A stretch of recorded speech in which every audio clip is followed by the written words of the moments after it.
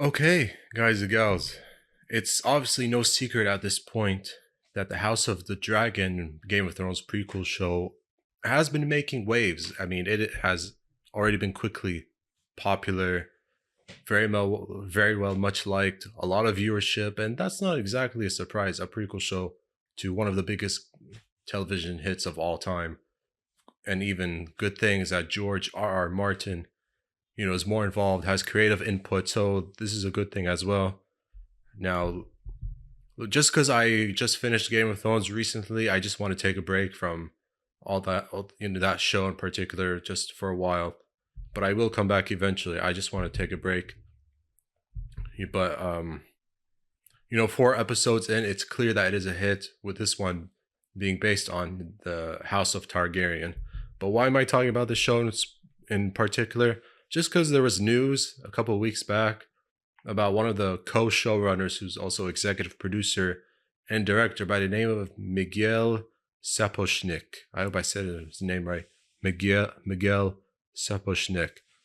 He's already exiting the show just before the second season, and like I think he left before it got renewed or after. But this is something that was a story that was confirmed by Variety.com. However, for now, he will be continued to be credited as an executive producer for the House of the Dragon. But the other co-showrunner that he's worked with, Ryan Condal, now he's going to be the sole producer, sole showrunner for the House of the Dragon. But it seems like at the same time, he has entered exclusive deals to work on new HBO projects. So I think this is why maybe things have shifted a little bit, but nothing like behind the scenes sort of drama or anything like that. However, good thing is that he's worked on Game of Thrones episodes before. I mean, he's credited for joining, or excuse me, for working on, I think, an episode called Hard Home. And this name is very familiar to me, the Battle of the Bastards. I remember this is like season 6 finale of Game of Thrones, when it was like Jon Snow versus Ramsay Bolton. And man, I really, really hated Ramsay Bolton. So I'm really glad he met his fate the way he did. But yeah,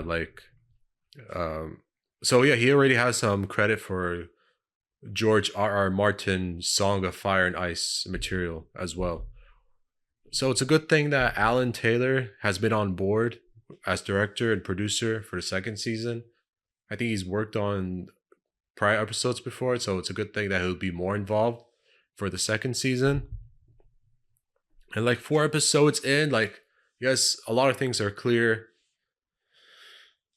More yeah, I'm fine with the blood and gore. How do I say this cleanly?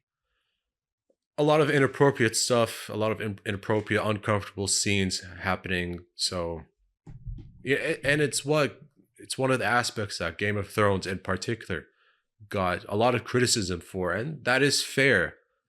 Even though a lot of the executives that worked on the show said that they wanted to be faithful to the source material, and I get that once again. But it is understood that it's making people uncomfortable. You know, um,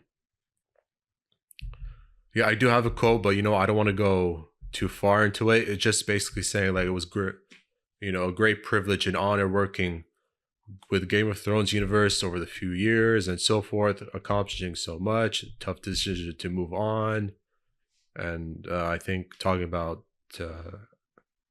what's his name, Condal, Ryan Condal, and Alan, great people working with. Just so that and also even HBO like said like Miguel Sapochnik doing amazing work on the first season, and it's all come together, and having Miguel continue in a similar role, and on thrilled for his ongoing collaboration. So you get the idea where this quote is going.